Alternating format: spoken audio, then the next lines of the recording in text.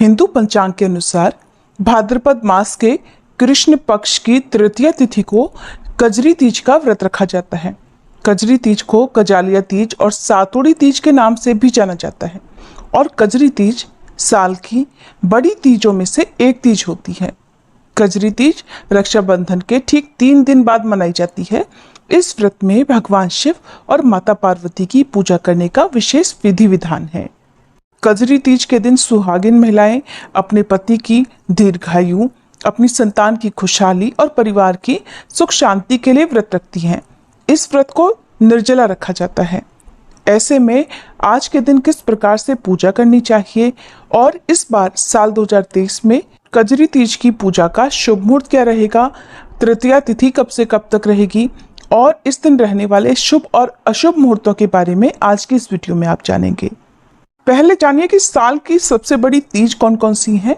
तो अक्खा तीज, हरियाली तीज, कजली तीज जिसे कजरी तीज और बड़ी तीज सातुड़ी तीज के नाम से भी जाना जाता है और होती है हरतालिका तीज। साल की अन्य तीज की तरह इस तीज का भी बहुत विशेष महत्व है। तीज एक ऐसा त्योहार है जो विवाहित लोगों के लिए बहुत ही महत्वपूर्ण होता है। खास तौर पर महिलाओं के लिए सबसे महत्वपूर्ण माना जाता है और हमारे देश में शादी का बंधन सबसे अटूट माना जाता है। पति पत्नी के रिश्ते को मजबूत बनाने के लिए ही तीज का व्रत रखा जाता है। दूसरी तीज की तरह ये भी हर सुहागिन के लिए बहुत महत्वपूर्ण है। इस दिन भी पत्नी अपने पति की लंबी आयु के लिए व्रत रखती हैं और कुंवारी कन्याएं भी इस व्रत को रख सकती हैं। इस व्रत को रखने से कुंवारी कन्याओं को अच्छे गुणों वाला जीवन साथी प्राप्त हो सकता है। पुराणों के अनुसार मध्य भारत में कजली नाम का एक वन था। इस जगह का राजा दादुरे था। इस जगह में रहने वाले लोग अपने स्थान कजली के नाम पर गीत गाया करते थे, जिससे उनकी इस जगह का नाम चारों ओर फैले और सब लोग इसे जाने। कुछ समय बाद राजा की मृत्यु हो गई और उनकी रानी नागमती सती हो गई, जिससे वहां के लोग बहुत दुखी हुए। इसके बाद से कजली के गाने पति पत्नी के जन्म जन्म के साथ के लिए गाए जाने लगे। इसके अलावा एक और कथा इस तीज से जुड़ी है। माता पार्वती भगवान शिव से विवाह करना चाहती थी, लेकिन भगवान शिव ने उनके सामने शर्त रख दी और कहा कि अपनी भक्ति और अपने प्यार को सिद्ध करके दिखाओ। तब पार्वती जी ने 108 साल तक कठिन तपस्या की और भगवान शिव को प्रसन्न किया। भगवान शिव ने देवी पार्वती की कठिन तपस्या से प्रसन्न होकर इसी तीज को उन्हें अपनी पत्नी के रूप में स्वीकार किया था। इसलिए इसे कजरी तीज के नाम से मनाया जाता है। कहते हैं कि बड़ी तीज को सभी देवी देवता भगवान शिव और देवी पार्वती की पूजा करते हैं और इस दिन की गई पूजा पाठ से मनोवांछित कामनाओं की पूर्ति बहुत जल्दी होती है। आज के दिन हर घर में झूला डाला जाता है और महिलाएं या जो भी व्रती महिलाएं हैं वो झूला झूलती हैं। इस दिन 16 श्रृंगार करके विवाहित महिलाएं सारा दिन व्रत रखती हैं और शाम के समय अपना उपवास खोलती हैं।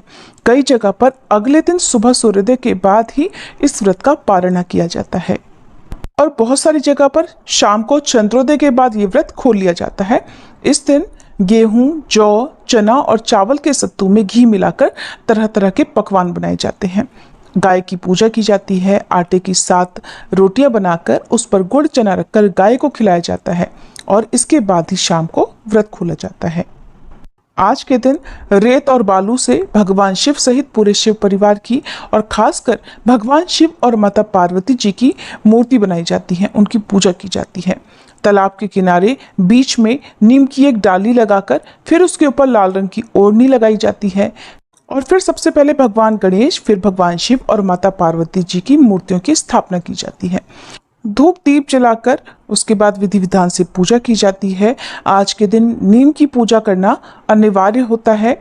विवाहित महिलाओं को तालाब के पास कुमकुम, मेहंदी और काजल की 7 टिकियां यानी कि 7 बिंदियां लगानी पड़ती हैं। माता पार्वती को सिंदूर अर्पित किया जाता है और बाद में व्रत खोलने से पहले सुहागिन महिलाओं को प्रसाद के रूप में यही सिंदूर अपनी मांग में लगाना होता है। विधि विधान से पूजा करने की वीडियो आपको अलग से मिल जाएगी। अब जानिए शुभ मुहूर्त के बारे में। इस बार 2 सितंबर शनिवार के दिन कजरी तीज है। इसी दिन व्रत रखा जाएगा।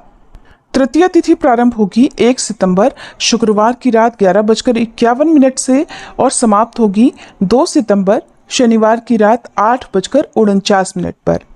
2 सितंबर शनिवार को सूर्योदय सुबह 6:13 पर, सूर्यास्त शाम 6:40 पर होगा। ब्रह्म मुहूर्त सुबह 4:36 से 5:24 तक रहेगा। अभिजीत मुहूर्त जो कि दोपहर में पूजा करने के लिए, कथा सुनने के लिए उत्तम होता है, दोपहर 12:01 से 12:51 तक रहेगा। अमृत काल का समय रहेगा सुबह 8:11 से 9:38 तक। सुबह की पूजा करने के लिए भी ये मुहूर्त उत्तम है। हालांकि ब्रह्म मुहूर्त का समय सबसे ज्यादा शुभ और फलदायी माना जाता है। राहु काल जो कि अशुभ मुहूर्तों में गिना जाता है, सुबह 9 बजे से 10:30 तक रहेगा। तो सुबह की पूजा आप राहु काल का समय प्रारंभ होने से पहले तक जरूर कर लें। 2 सितंबर शनिवार को चंद्रोदय रहेगा रात 8:31 पर। व्रत खोलने का समय रहेगा रात 8:31 के बाद। यदि आसमान में बादल हो तब भी आप इस समय के बाद से चंद्र देवता की पूजा करके अपना उपवास खोल सकते हैं। उम्मीद है ये जानकारी आपको पसंद आई होगी। वीडियो अच्छी लगी हो तो लाइक करना मत भूलिएगा।